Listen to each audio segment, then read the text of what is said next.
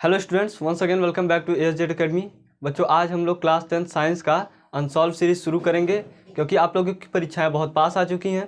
तो आप लोग जितना अनसॉल्व अब लगाएंगे आपके लिए उतना ही अच्छा होगा। तो हम लोग जो है कि राजीव का अनसॉल्व लगाएंगे, ठीक है। तो राजीव के अनसॉल्व में पहला सेट जो है 2024 का, उसका हम लोग आज प्रैक्टिस करेंगे, ठीक है। तो देखिए पहला प्रश्न क्या है यहाँ पे। देखिए, उत्तल दर्पण से प्रतिबिंब सदैव बनता है। तो अब देखिए पहले यहाँ पे आप लोग आराम से पढ़िए कि दिया क्या है। यहाँ बोला है उत्तल दर्पण, ठीक है।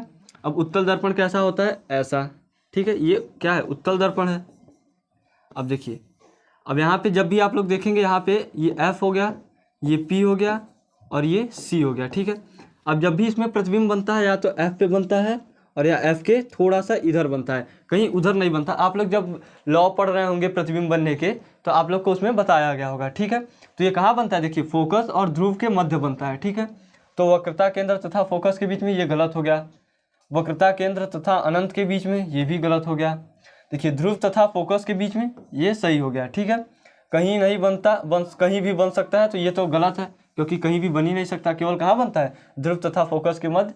तो ये आपका करेक्ट आंसर, इसका ऑप्शन नंबर C हो जाएगा, ठीक है। देखिए नेक्स्ट प्रश्न क्या है। जब प्रकाश की किरण एक माध्यम से दूसरे माध्यम में जाने पर अविलंब से दूर हटती हैं तो देखिए, जब मान लीजिए ये कोई प्रकाश है, ठीक है। ये प्रकाश ऐसे आया और ये आपका माध्यम हो गया और ये अविलंब हो गया, ठीक है।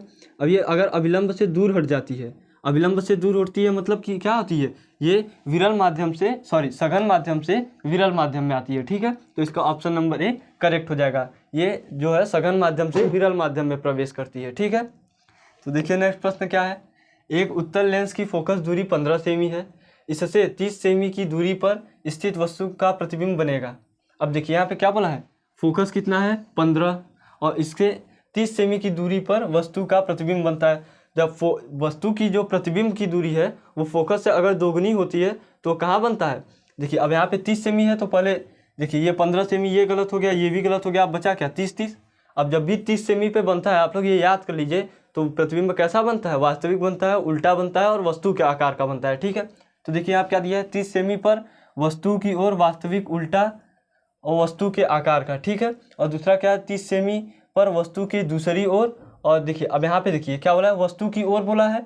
और यहाँ पे ये क्या है, उत्तल लेंस है। अब उत्तल लेंस कैसा प्रतिबिंब बनाता है, देखिए उत्तल लेंस जब भी ऐसे, आप जानते होंगे उत्तल लेंस कैसा प्रतिबिंब बनाता है, ये वस्तु के दूसरी ओर बनाता है, ठीक है। जब भी बनाता है वस्तु की दूसरी ओर, जैसे यहाँ पे वस्तु रखी है तो इसका प्रतिबिंब इधर बनेगा, अब इधर ही नहीं बनेगा, ठीक है। तो इसके लिए पहला गलत हो जाएगा और इसका ऑप्शन नंबर B जो है ये करेक्ट हो जाएगा, ठीक है। नेक्स्ट क्वेश्चन देखिए क्या है। जब अवश्वेत प्रकाश एक प्रिज्म से गुजरती है तो निर्गत प्रकाश के प्रिज्म में आधार से दूरस्थ प्रकाश का रंग होता है। देखिए ये मान लीजिए कोई प्रिज्म है, ठीक है। अब ऐसे आप लोग कंफ्यूज क्या हो जाएंगे, आधार मतलब इसका क्या बोला है, ये क्या है, प्रिज्म की आधार है, ठीक है। अब देखिए यहाँ से अगर प्रकाश आएगी तो यहाँ से मान लीजिए कहीं गई और ये सब 7 रंगों में विभाजित होगी, मान लीजिए ऐसे 7 रंगों में, ठीक है। अब देखिए आधार से सबसे ज़्यादा दूर कौन होगा, जो सबसे कम विचलित होगा। अब सबसे ज़्यादा विचलित बैगनी होता है, तो ये आधार से सबसे पास में है। सबसे कम विचलन किस में होता है, लाल में, तो ये आधार से सबसे दूर होता है। तो इसका ऑप्शन नंबर जो A है ये करेक्ट हो जाएगा, ठीक है। तो इसका A नंबर सही है। देखिए नेक्स्ट प्रश्न क्या है। एम्पियर सेकेंड किसका मात्रक है। तो एम्पियर सेकेंड किसका मात्रक होता है, आप देखिए एम्पियर सेकेंड ये आवेश का मात्रक होता है, ठीक है। क्योंकि Q बराबर I × T होता है कि नहीं, आप लोग ये विद्युत चैप्टर में पढ़े होंगे। अब देखिए Q बराबर अगर आप निकालेंगे तो I का मात्रक क्या होता है, एम्पियर, और सेकंड किसका होता है, T का मतलब क्या हो, सेकंड। तो एम्पियर सेकंड किसका मात्रक है, विद्युत आवेश का, ठीक है। ये आवेश का मात्रक है, इसका ऑप्शन नंबर C करेक्ट हो जाएगा। नेक्स्ट प्रश्न देखिए क्या है। एक सेल से R1 तथा R2 दो प्रतिरोधों को तार समांतर क्रम में जोड़े जाते हैं। यदि उनमें प्रवाहित धाराएं क्रमशः I1 एवं प्रति सेकंड उष्माएं H1 H2 हो तो उष्माओं का अनुपात है, ठीक है। अब देखिए सबसे पहले आपको इसको आराम से सॉल्व कीजिए। देखिए R1 तथा R2 दो प्रतिरोध हैं, ठीक है। पहले समांतर क्रम में जोड़ा जाता है, तो इनको क्या कैसे जोड़ा जा रहा है, समांतर क्रम में जोड़ा जा रहा है। मतलब एक ये है, ठीक है, और दूसरा ये है। मान लीजिए इनको किसी बैटरी से जोड़ा जा रहा है, ठीक है। अब देखिए ये R1 हो गया, ये R2 हो गया। अब इनमें I1 तथा I2 उष्माएं हो रही है। मान लीजिए ये I1 है, ये I2 है, ठीक है। अब देखिए आप लोग फार्मूला क्या जानते हैं, या आपको H बराबर क्या होता है, आई स्क्वायर R इंटू टी होता है कि नहीं, ठीक है। और एक फार्मूला क्या होता है, H बराबर V by R into T, ठीक है। एक ये भी फार्मूला होता है V square by R into T. अब देखिए यहाँ पे वोल्टेज तो समान होगा, क्योंकि आप लोग जानते हैं कि जब कोई भी अगर प्रतिरोध है वो समांतर क्रम में जोड़ी जाती है तो उनमें वोल्टेज जो होता है वो समान होता है। तो देखिए सबसे पहले आप R1 के लिए निकाल लीजिए, ठीक है। तो देखिए H बराबर क्या आएगा, आपको यहाँ वी स्क्वायर तो मान लीजिए वी स्क्वायर ही होगा, जो वोल्टेज इसके लिए होगा सेम इसके लिए भी होगा। नीचे रख लीजिए R1, ठीक है। और प्रति सेकंड मतलब 1, तो 1 से मल्टीप्लाई करेंगे तो कोई चेंजेस नहीं होगा। ये आपका H1 हो गया, ठीक है, ये H1 हो गया। अब इसी प्रकार आप H2 निकालिए, तो ये भी वी स्क्वायर बाई R2 हो जाएगा, ठीक है। अब आपको निकालना क्या है, एच आई अपॉन में, आप देखिए आपको निकालना है इसमें कि ऊष्माओं का अनुपात मतलब H1 अपॉन में H2, ठीक है। तो देखिए यहाँ पे हो जाएगा वी स्क्वायर बाई R, ठीक है। अब यहाँ पे क्या हो जाएगा, और H2 देखिए क्या है, वी स्क्वायर बाई R2, ठीक है। तो अब देखिए अब यहाँ से देखिए वी स्क्वायर से वी स्क्वायर कट जाएगा कि नहीं, क्योंकि वोल्टेज सेम रहता है। अब ये ऊपर चला जाएगा, ऊपर मल्टीप्लाई हो जाएगा, तो क्या हो जाएगा, H1 अपॉन में H2 is equals to R2 upon में R1। समझ में आया। अब देखिए आपका किस ऑप्शन में मैच हो रहा है, H1 अपॉन में H2 is equals to R2 upon में R1। देखिए इसका पहला ही ऑप्शन सही हो जाएगा, ठीक है। ऑप्शन नंबर ए इसका करेक्ट हो जाएगा। नेक्स्ट क्वेश्चन देखिए क्या दिया है, चुंबकीय क्षेत्र की तीव्रता है, तो न्यूटन पर एम्पियर मीटर स्क्वायर, ये नहीं है, एम्पियर पर न्यूटन पर एम्पियर मीटर, ये देखिए सही है, ठीक है। चुंबकीय क्षेत्र की तीव्रता का मात्रक क्या होता है, न्यूटन पर एम्पियर मीटर, तो इसका बी ऑप्शन नंबर करेक्ट हो जाएगा। अब मीथेन की संरचनात्मक सूत्र है, देखिए इसका ऑप्शन लिखना शायद भूल गए, तो मीथेन की संरचनात्मक सूत्र क्या होता है, आप डायरेक्ट जानते हैं क्या होता है, CH ठीक है। तो ये क्या है, मीथेन का संरचनात्मक सूत्र है, ठीक है।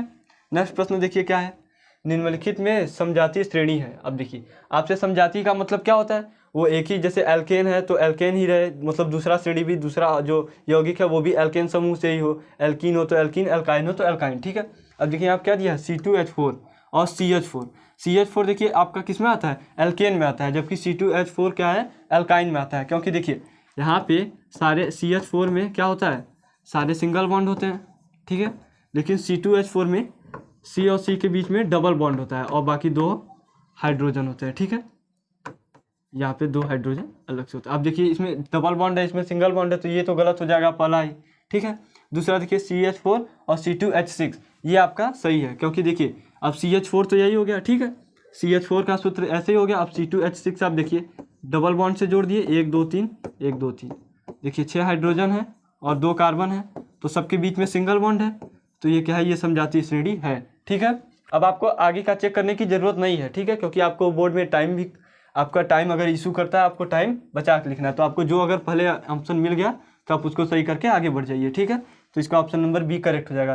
लेकिन देखिए अब इसमें क्या दिया है, C2H6 दिया है, लेकिन CH3OH आ गया। अब यहाँ पे अल्कोहल आ गया, तो ये समजातीय श्रेणी में थोड़ी ना आएगा, ये तो पूरा ग्रुप ही अलग हो गया इसका, C2H4 और C2H2। अब यहाँ देखिए 2 कार्बन के साथ 4 हाइड्रोजन जुड़ सकते हैं और 2 कार्बन के साथ 2 ही हाइड्रोजन है, इसका मतलब ये तो पक्का ही नहीं होगा, क्योंकि देखिए अब बना के भी आपको हम बता दे रहे हैं, ठीक है। यहाँ पे डबल बॉन्ड लगेगा और देखिए यहाँ पे 2 हाइड्रोजन और 2 हाइड्रोजन यहाँ पे, ठीक है। तो ये क्या हो जाएगा, C2H4।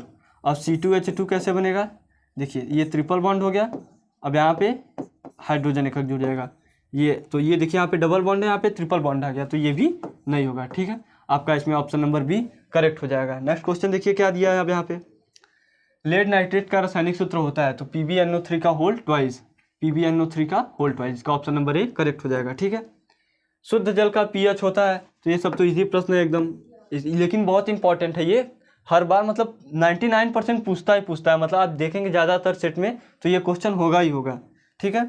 देखिए नेक्स्ट प्रश्न क्या है, एंटीमनी है, एंटीमनी क्या है, एंटीमनी एक प्रकार की उपधातु है, ठीक है, इसका ऑप्शन नंबर सी करेक्ट हो जाएगा। देखिए नेक्स्ट प्रश्न क्या है, निम्न रासायनिक समीकरण को पूरा कीजिए, ठीक है।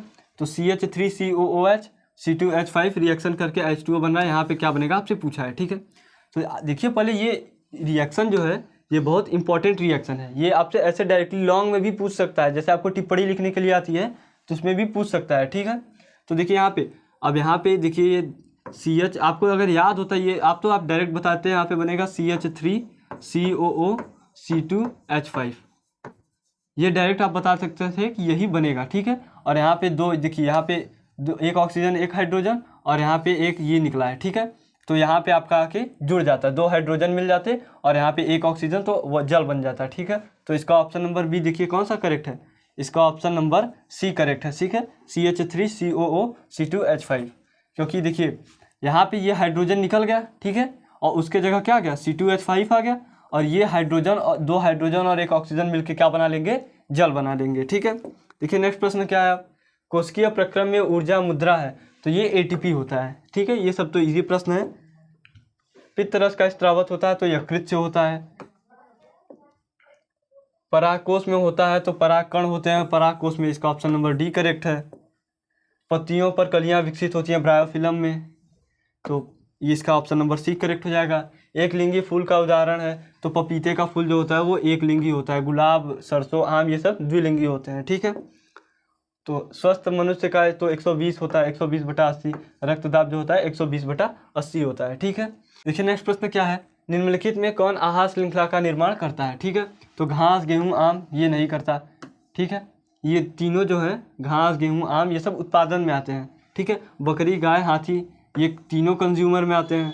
घास, बकरी और मानव, देखिए ये जो है ये आपका सही है, ठीक है। घास, मछली और बकरी ये भी आपका गलत हो जाएगा, ठीक है। तो मानव भी होने चाहिए, जानवर भी होने चाहिए और घास फूस भी होना चाहिए, ठीक है। तो ये आपका ऑप्शन नंबर 20 का, सॉरी यहाँ पे मिसप्रिंट है, इसका ऑप्शन नंबर सी करेक्ट हो जाएगा, ठीक है। नेक्स्ट प्रश्न देखिए यहाँ से हम लोग के वर्णनात्मक प्रश्न शुरू हो गए हैं। तो यहाँ से पहले आप अपने क्वेश्चंस को अपने खुद से ट्राई कीजिए, ठीक है, क्योंकि हम लोग ये अनसॉल्व सीरीज सॉल्व कर रहे हैं और अनसॉल्व में आपको क्या देखना है कि हमको कितना आ रहा है, ठीक है। तो देखिए यहाँ पे क्या दिया, एक उत्तल दर्पण से 25 सेमी दूरी पर रखी वस्तु का प्रतिबिंब वस्तु की लंबाई का आधा बनता है, ठीक है। तो आपको दर्पण के प्रतिबिंब की दूरी बतानी है और दर्पण की फोकस से दूरी ज्ञात करनी है, ठीक है।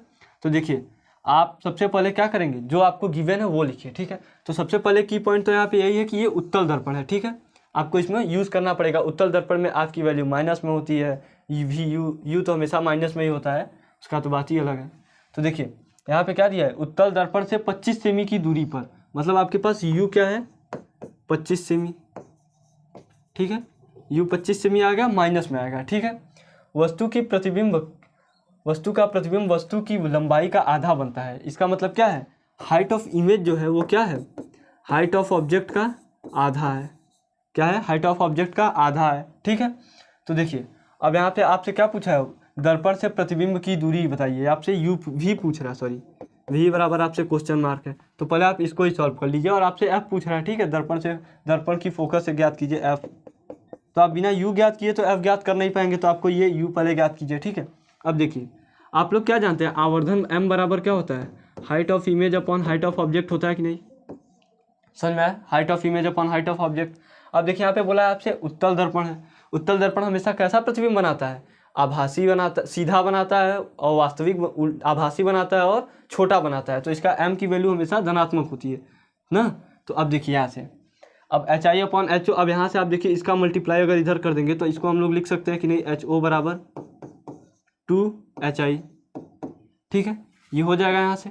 अब यही आप यहाँ पे रख लीजिए। तो m बराबर यहाँ से अगर आप निकालेंगे, लेकिन अब देखिए एक और तरीका है आप कर सकते हैं इसको। अब m बराबर क्या होता है, v/u भी होता है कि नहीं, समझ में आया, m बराबर क्या होता है, v/u भी होता है।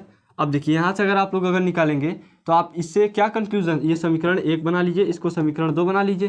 तो यहाँ से आप HI/HO करके इसको बराबर कर सकते हैं कि नहीं v/u के, ठीक है, v/u के, ठीक है। अब देखिए यहाँ से समीकरण 1 से समीकरण 2 से ये आ गया कि नहीं।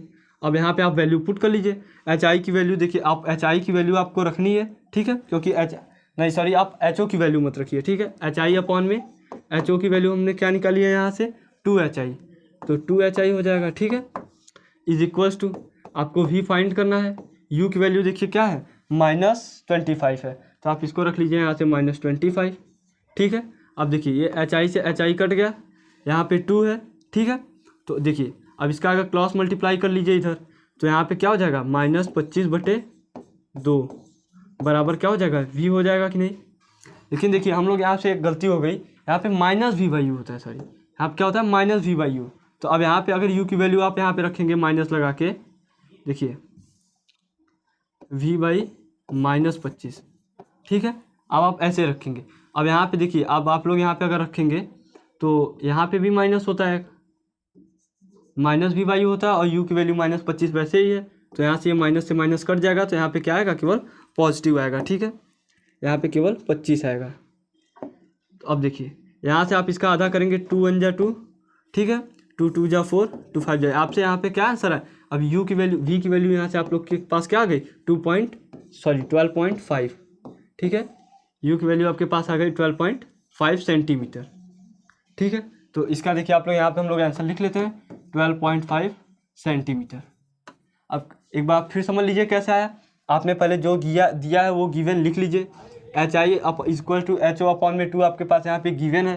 तो यहाँ से आप देखिए यहाँ पे आप इसका क्रॉस मल्टीपल इधर किए तो एच ओ क्या हो गया, 2HI हो गया। अब देखिए आप यहाँ फार्मूला जानते हैं, m बराबर क्या होता है, HI अपॉन में HO होता है, और एक m बराबर होता है -v/u होता है, ठीक है।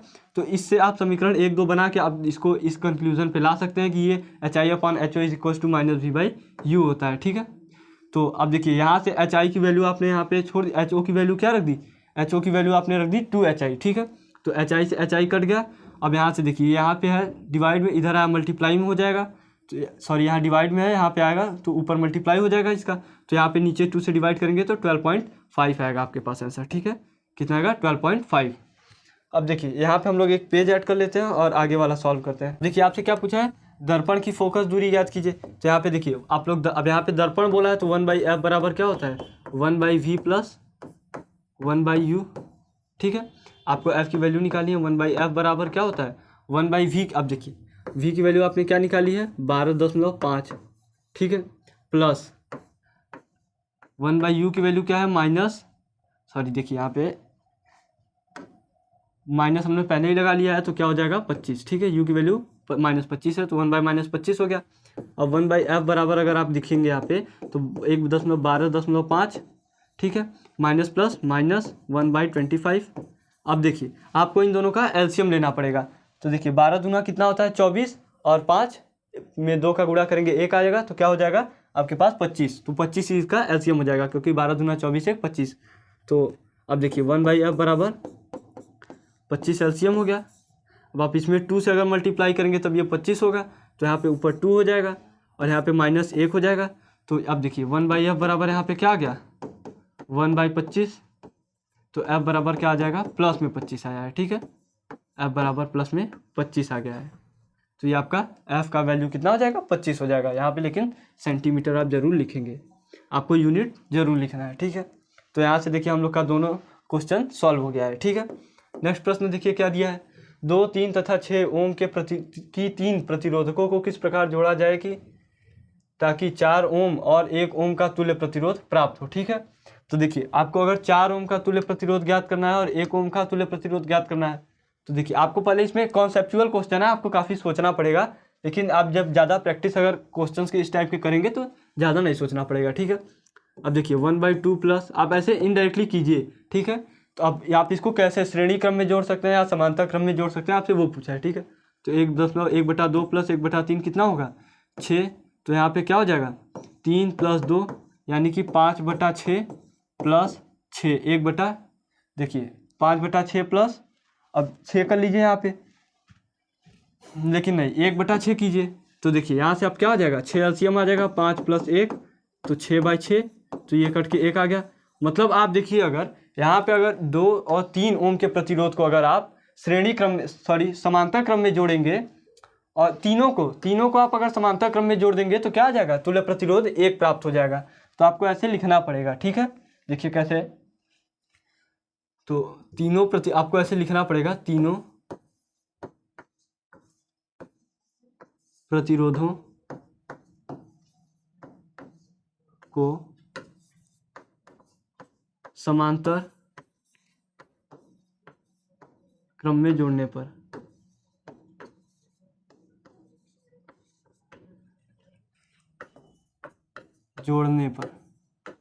ठीक है, तीनों प्रतिरोधों को समांतर क्रम में जोड़ने पे। तो देखिए 1/R इक्विवेलेंस बराबर क्या आ जाएगा 1/R1 plus 1/R2 plus 1/R3, ठीक है, ये हो जाएगा। अब यहाँ से आप देखिए 1/2 बोला है प्लस 1/3 बोला है प्लस 1/6, ठीक है, तो इसका एलसीएम 6 ही आएगा। तो 2 प्लस सॉरी आप देखिए यहाँ पे 6 एलसीएम हो गया, तो यहाँ पे 3 + 2 + 1, तो क्या हो जाएगा 6/6, तो ये कट के क्या आ जाएगा 1 आ जाएगा, ठीक है, 1 ओम आ गया।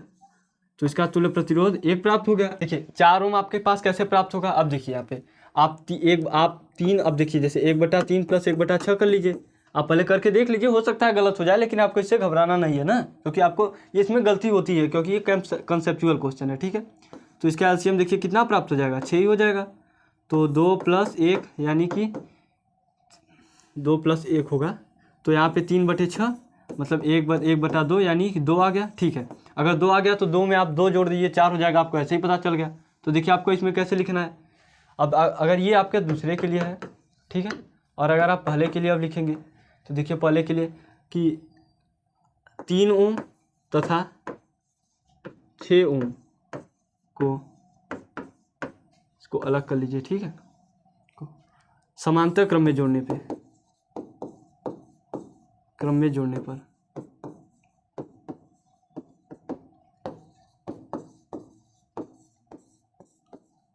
अब देखिए जब आप इसको समांतर क्रम में जोड़ेंगे तो 1/R इक्विवेलेंस क्या हो जाएगा 1/R1 प्लस 1/R2, ठीक है।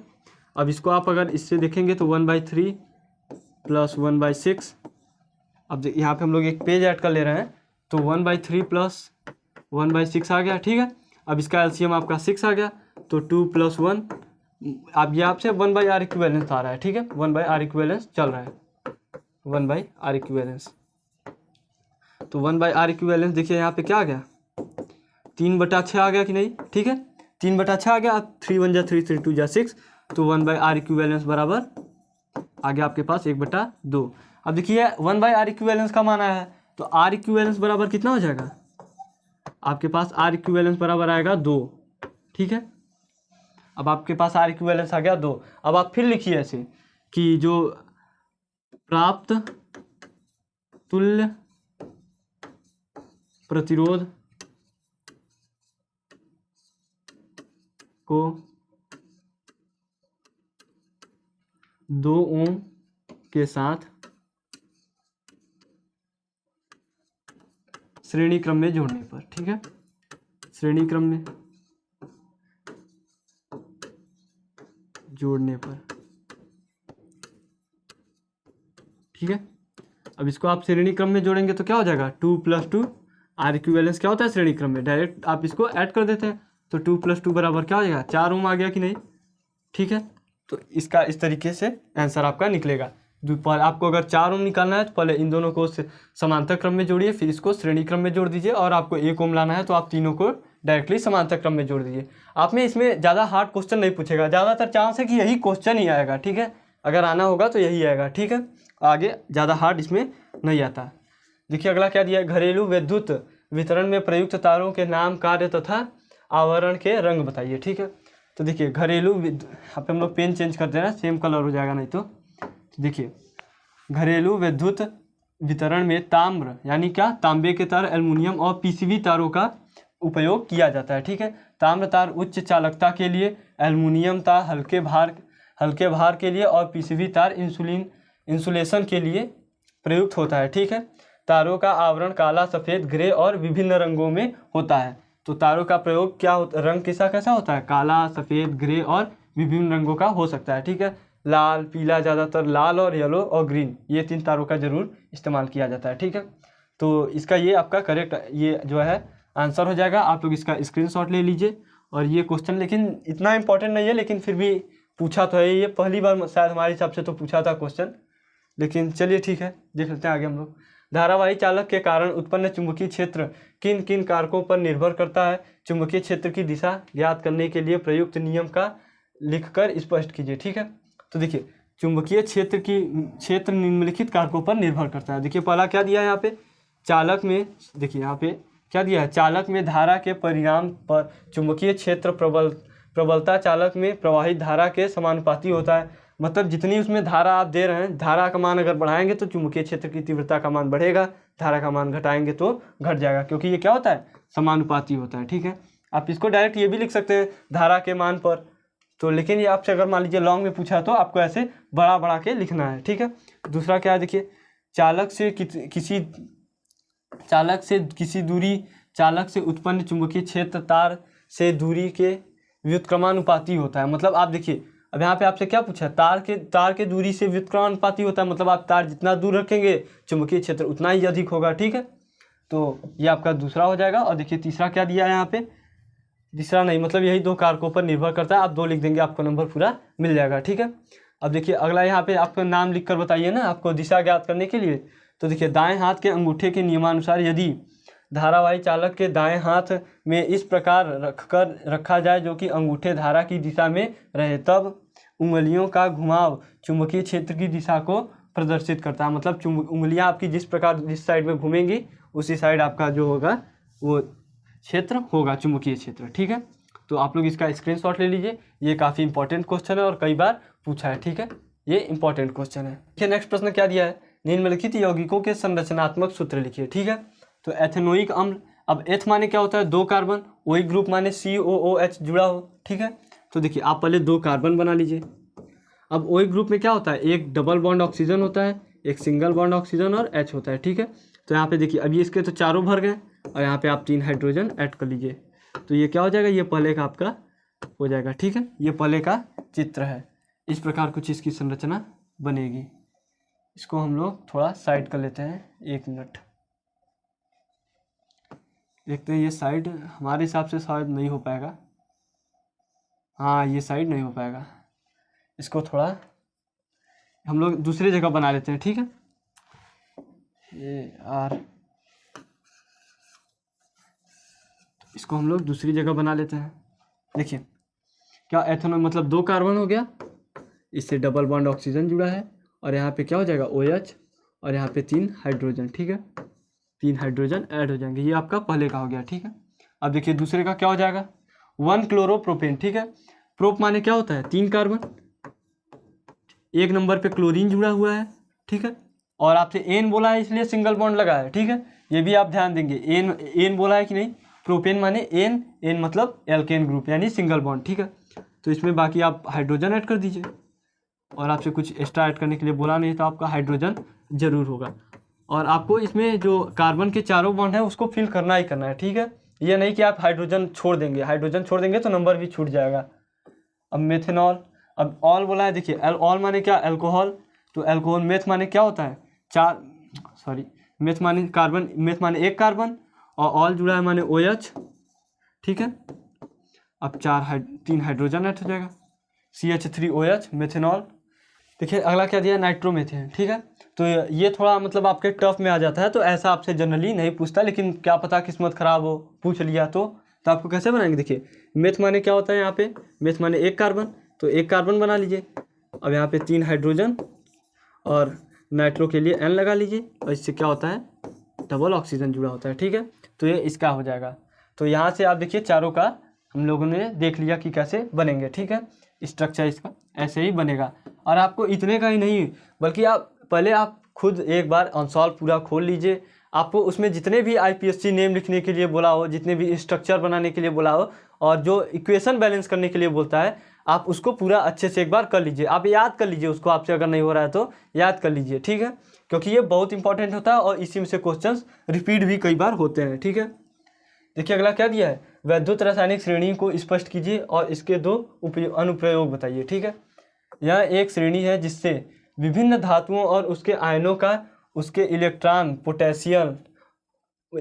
पोटेंशियल की अनुसार व्यवस्थित किया जाता है। ठीक है, वैद्युत रासायनिक श्रेणी के 2 अनुप्रयोग, धातुओं की रासायनिक क्रियाशीलता, मतलब वो कितने क्रियाशील धातु हैं, और दूसरा क्या दिया है, वैद्युत रासायनिक सेल्स में धातुओं का चयन, कि अब जैसे देखिए जो ऊपर आएंगे वो अच्छे होंगे, वो अधिक क्रियाशील होंगे, और जो नीचे आते हैं वो कम क्रियाशील होते हैं। ठीक है, तो मतलब वो कितने अभिक्रियाएं कर सकते हैं, मतलब कितनी उनकी कैपेसिटी है, किस किस वो धातुओं से, अम्ल से, क्षार से अभिक्रिया कर ले रहे हैं। ठीक है, इस प्रकार वो होगा।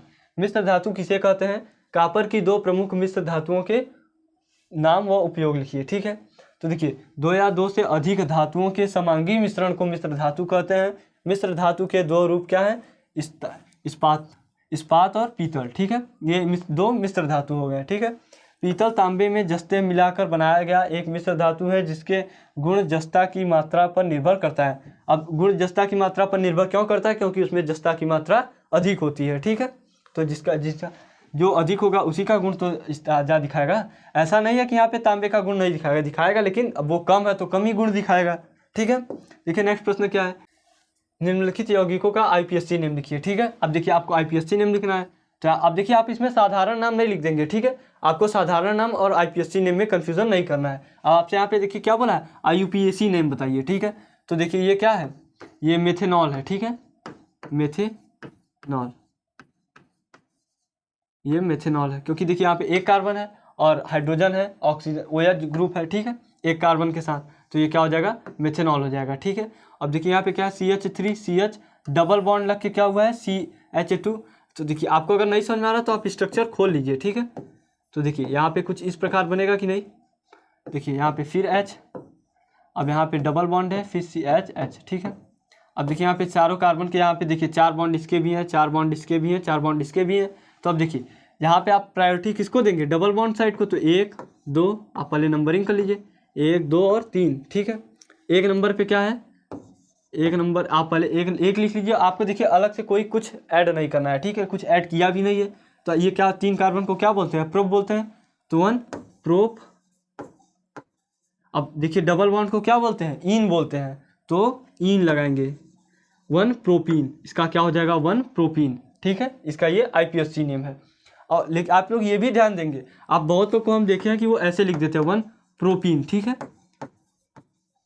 आपको ये गलत हो जाएगा। अगर एग्जामिनर का हो सकता है मूड खराब हो तो आपको ये गलत कर देगा, क्योंकि आपको इसमें जो प्रोप में FP लिखना है वो छोटे में ही लिखना है। आईपीएससी में आप कैपिटल लेटर्स नहीं लिखते हैं। ठीक है, और नंबर्स के बाद आपको ये जरूर लगाना है, ये डैश जो है ये जरूर लगता है। ठीक है, ये सब इंपॉर्टेंट और छोटी बातें हैं। हो सकता है आपकी किस्मत खराब हो, एग्जामिनर नंबर काट लिया तो फिर क्या करेंगे? देखिए अगला प्रश्न क्या दिया है? कार्बन की संयोजकता पर एक संक्षिप्त टिप्पणी लिखिए। ठीक है, तो कार्बन की संयोजकता को रासायनिक तत्व के रूप में भी प्रदर्शित किया जाता है और इसका प्रतीक C है। तो देखिए इसका प्रतीक यहाँ क्या बोला है? C बोला है। ठीक है, इसका क्या प्रतीक है? C है। साथ साथ परमाणु की संख्या 6 के रूप में दर्शाया जाता है। तो कार्बन की परमाणु संख्या क्या होती है? 6 होती है। कार्बन आवर्त सारणी में 6 नंबर पे आता है। यहाँ टेट्रावैलेंसी होने के साथ साथ अधातु भी है। तो देखिए यहाँ पे क्या बोला? ये क्या टेट्रावैलेंसी होता है, इसमें पास मतलब 4 बॉन्ड बना सकता है। तो ये टेट्रावैलेंसी के साथ साथ क्या है? अधातु है। तो कार्बन आपसे मान लीजिए आपसे कभी पूछ सकता है MCQ में भी कि निम्न में कौन अधातु है? कार्बन भी आपके पास होगा, तो कार्बन क्या है? एक अधातु है। ठीक है, तो जो 4 इलेक्ट्रॉनों के निर्माण में मदद करता है। तो इसके पास 4 इलेक्ट्रॉन होते हैं, जैसा कि आप लोग जानते हैं। जैसे मान लीजिए कार्बन का वो ऑर्बिट हो गया, तो आपके पास देखिए यहाँ पे 2 होते हैं, फिर उसके बाद कितने होते हैं? 4 होते हैं, क्योंकि ये 6 नंबर पे आता है। तो इसके पास 2 और 4 होते हैं, तो लास्ट इसके ऑर्बिट में 4 इलेक्ट्रॉन होते हैं। इसकी ये खासियत है। ठीक है, कार्बन के रासायनिक सहसंयोजक के बंधन में भी उपलब्ध है। ठीक है, तो जो कार्बन है वो ज़्यादातर सहसंयोजक बंध ही बनाता है। ठीक है, क्योंकि आप देखिए कहीं 4 इलेक्ट्रॉन तो देगा नहीं। 4 इलेक्ट्रॉन देने के लिए आपको बहुत ज़्यादा एनर्जी चाहिए, और 4 इलेक्ट्रॉन लेने के लिए भी बहुत ज़्यादा एनर्जी चाहिए। तो इससे अच्छा वो सहसंयोजक बंध बना लेता है। ठीक है, देखिए नेक्स्ट प्रश्न क्या है? बेकिंग पाउडर यानी खाने वाले सोडे का रासायनिक नाम व अणुसूत्र लिखिए। बेकिंग पाउडर को गर्म करने पर क्या होता है? देखिए सोडियम बाइकार्बोनेट 1। अब सोडियम बाइकार्बोनेट है, आप क्या बोला है? बेकिंग सोडा का क्या बोलते हैं? Sodium bicarbonate. ठीक है, ये इसका रासायनिक नाम है। एक कार्बनिक यौगिक है। इसे मीठा सोडा या खाने वाला सोडा या बेकिंग सोडा भी कहते हैं, क्योंकि ये विभिन्न व्यंजनों को बनाने में इसका उपयोग किया जाता है। इसका अणुसूत्र NaHCO3 होता है। ठीक है, देखिए बेकिंग पाउडर को गर्म करने या पानी में मिलाने पर कार्बन डाइऑक्साइड गैस निकलती है। ठीक है, जब आप बेकिंग सोडा को गर्म करेंगे या पानी मिलाएंगे तो कार्बन डाइऑक्साइड गैस निकलेगी, जो सोडियम कार्बोनेट में बदल जाती है। ठीक है, तो यहाँ पे देखिए इक्वेशन भी आपको दिया हुआ है, NaHCO3 है। आपने ये अगर गर्म किए तो आपसे क्या बन जाएगा? Na2CO3 + CO2 + H2O। ठीक है, तो ये आपका ऐसे इस प्रकार ये इसको गर्म करने पे इससे कार्बन डाइऑक्साइड गैस निकलती है। ठीक है, और आपसे ये नहीं है कि यही पूछेगा, अब आप जो चैप्टर में आप पढ़े होंगे निर्माण विधि, बेकिंग सोडा का निर्माण विधि आपको याद होना चाहिए, और डिटर्जेंट का अणुसूत्र, निर्माण विधि, ये सब आपसे पूछा है, ठीक है। और प्लास्टर ऑफ पेरिस जैसे हो गया। और ज़रूरी नहीं है आपसे कि यही पूछेगा कि बेकिंग पाउडर को ये कर देंगे तो क्या होगा, वो कर देंगे तो क्या होगा, आपको इससे निर्माण विधि भी पूछ सकता है। तो आपको निर्माण विधि भी याद होना बहुत ज़रूरी है, बेकिंग सोडा का, खाने और डिटर्जेंट का, मतलब डिटर्जेंट को धोने वाला जो धावन सोडा होता है, और प्लास्टर ऑफ पेरिस का। देखिए नेक्स्ट प्रश्न क्या है, आप निम्नलिखित पर संक्षिप्त टिप्पणियाँ लिखिए, ठीक है। तो द्विविस्थापन अभिक्रिया, उदासीनीकरण अभिक्रिया और योगात्मक अभिक्रिया, ठीक है। तो देखिए द्विविस्थापन या उभय, अब देखिए यहाँ पे क्या हुआ, द्विविस्थापन को क्या बोलते हैं, उभय विस्थापन के नाम से भी जाना जाता है, ठीक है। तो उभय विस्थापन अभिक्रिया मान लीजिए आपसे पूछ ले तो आपको कंफ्यूज नहीं होना है, ये द्विविस्थापन अभिक्रिया के अंदर ही आता है, ठीक है। वह अभिक्रिया है जिसमें दो यौगिक अथवा आयनों का आदान प्रदान या विनिमय किया जाता है, ठीक है, करके दो नए यौगिक का निर्माण किया जाता है। उदाहरण के लिए सोडियम क्लोराइड के विलयन में सिल्वर नाइट्रेट के विलयन के साथ विलयन को डालने पर। तो देखिए NaCl माने सोडियम क्लोराइड और AgNO3 माने क्या होता है, सिल्वर नाइट्रेट। सिल्वर नाइट्रेट अब अगर आप इसमें डालेंगे तो AgCl बना लिया, और क्या बना लिया, NaNO3 सोडियम बाइकार्बोनेट, ठीक है। अब अभिक्रिया से अब देखिए अभिक्रिया से AgCl के अवक्षेप का निर्माण होता है। आपको ये एक्स्ट्रा पॉइंट है कि अगर आप इसमें, अब AgCl क्या है, तो AgCl एक अवक्षेप है, ठीक है, अवक्षेप है ये। और उदासीनीकरण अभिक्रिया के बारे में देखिए अब क्या दिया, उदासीनीकरण अभिक्रिया रासायनिक अभिक्रिया का एक बहुत ही महत्वपूर्ण वर्ग है जिसमें अम्ल का प्रभाव या क्रियाशीलता क्षार द्वारा उदासीन किया जाता है, ठीक है, और क्षार द्वारा अम्ल की प्रभाव या क्रियाशीलता को उदासीन किया जाता है। आप इसको ऐसे बोल सकते हैं कि अम्ल और क्षार की अभिक्रिया जो होती है वो भी उदासीनीकरण अभिक्रिया होती है, आप डायरेक्ट भी लिख सकते हैं। लेकिन आपसे जब पूछा है, देखिए वहाँ टिप्पणी में पूछा है, तो ये आपसे हो सकता है लॉन्ग में पूछ ले, तो आपको ऐसे बड़ा करके लिखना है, ठीक है। देखिए योगात्मक अभिक्रिया क्या है, योगात्मक अभिक्रिया वह अभिक्रिया है जिसमें दो यौगिक एक साथ मिलकर एक नया यौगिक बनाते हैं। इस अभिक्रिया में एक डबल या ट्रिपल बॉन्ड को तोड़कर दो नए सिंगल बॉन्ड बनाए जाते हैं, ठीक है। तो योगात्मक अभिक्रिया में आप देखिए, योगात्मक अभिक्रिया जो होती है इसमें सबसे इंपॉर्टेंट बात क्या है, जिसमें दो यौगिक जो होते हैं, दो जो आपके जो अभिकारक होते हैं वो मिलके एक उत्पाद बनाते हैं, ठीक है। दो उत्पाद नहीं बनाएंगे, एक ही उत्पाद बनाएंगे, तो ये क्या होती है, योगात्मक अभिक्रिया होती है, ठीक है। नेक्स्ट प्रश्न देखिए क्या दिया है, एक तंत्रिका कोशिका की संरचना का नामांकित चित्र बनाइए तथा इसके कार्यों को वर्णन कीजिए, ठीक है। तो देखिए अब यहाँ पे आपसे ये तंत्रिका कोशिका के बारे में पूछ रहा है, तो देखिए यहाँ पे लिखा है, आप लोग इसका स्क्रीनशॉट ले लीजिए, इसको अच्छे से पढ़ लीजिए। अब आपसे देखिए ये जरूरी है कि आपसे कोई ना कोई एक चित्र बनाने के लिए जरूर बोलता है, ठीक है। जैसे आप तंत्रिका कोशिका का चित्र हो गया, मादा जनन तंत्र, नर जनन तंत्र, हृदय, पुष्प का कटा हुआ, मतलब कटा हुआ पुष्प का चित्र बनाइए। तो आपसे ये बहुत इंपॉर्टेंट है और ये हर बार आते ही आते हैं, ठीक है। तो आप इसकी प्रैक्टिस तो जरूर ही कर लेंगे, और आप लोग इसका स्क्रीनशॉट ले लीजिए, एक बार इसको अच्छे से पढ़ लीजिएगा, ठीक है, तंत्रिका कोशिका के बारे में। आगे देखिए, अब ये पूरा आपके पास तंत्रिका कोशिका के बारे में ही है, ठीक है, क्योंकि ये सब लॉन्ग में पूछे जाते हैं 6, 7, 8 नंबर में, तो आपको इतना लिखना पड़ेगा कि एग्जामिनर आपको नंबर पूरा दे दे, ठीक है। ये नहीं कि 2 लाइन लिख के छोड़ देंगे। और ये देखिए तंत्रिका कोशिका का आपके पास फिगर है, ठीक है, ये आपके पास क्या है, तंत्रिका कोशिका। तो आप लोग इसका ये साधारण सा एक ऐसा ही चित्र बना लेंगे, और आपको बस इंपॉर्टेंट उसके पॉइंट जैसे यहाँ पे देखिए। तो यहाँ से हम लोग का आज का क्लास समाप्त होता है। आशा करते हैं आपको वीडियो पसंद आई होगी। मिलते हैं अपने नेक्स्ट क्लास में, तब तक के लिए धन्यवाद।